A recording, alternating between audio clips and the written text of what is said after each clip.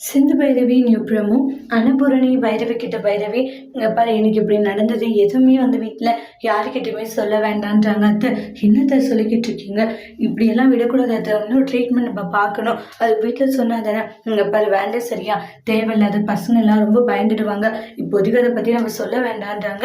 இன்னும் கொஞ்ச நாள் போட்டோம் அதுக்கப்புறம் நம்ம எதுவாக இருந்தாலும் சொல்லிக்கலான்றாங்க. ஏன் அத்தை இப்படி பண்ணிக்கிட்டு இருக்கீங்க, எல்லாமே வந்து நல்லதுக்காக தான். இப்போ நம்ம பேசணும்னு வச்சுக்கோங்க, தேவையில்லாத ஆரம்ப டென்ஷன் ஆகும், அதுக்காக தான்றாங்க.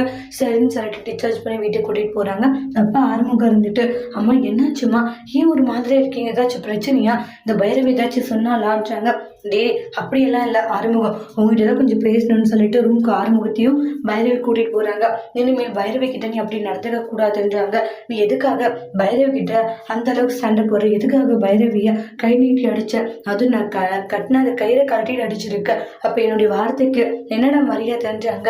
இல்லைம்மா அது வந்து என்னடா வந்து போய் இங்கே பாரு ஆறுமுகம், இனிமேல் இப்படி ஒரு தப்பு பண்ண அதுக்கப்புறம் அம்மா நான் விட்டு பேசவே மாட்டேன், அம்மா அப்படியெல்லாம் பண்ணாதம்மா, நான் அப்படியெல்லாம் பண்ணக்கூடாதுன்னா நீ இப்படி ஒரு விஷயம் பண்ணக்கூடாது, இனிமேல் வந்து பைரவி நீ அடிக்கிறது இது மாதிரி நான் பார்த்தேன், அப்படியே எனக்கு கெட்ட கோவம் தரேன்றாங்க. ஒரு பொண்ணை கை நீட்டி அடிக்கிறது எவ்வளோ பெரிய தப்பு தெரியுமான்றாங்க. இனிமேல் அம்மாவோட பேச்சை மீறாத நீ இருக்கணும் சரியான்றாங்க. சரிம்மா நீ பைரவி கிட்ட நல்ல மாதிரி நடந்துக்கும், இனி பைரவி கண்டிப்பாக இந்த வீட்டை விட்டு போக மாட்டா, இந்த வீட்டில் தான் இருப்பேன்னு பைரவி எனக்கு சொல்லியிருக்கான்றாங்க. ஆறுமுகத்துக்கு ஒன்றுமே புரியல, எப்படி இது ஒன்றுமே புரியலன்ற மாதிரி பயங்கர யோசனை இருக்காங்க.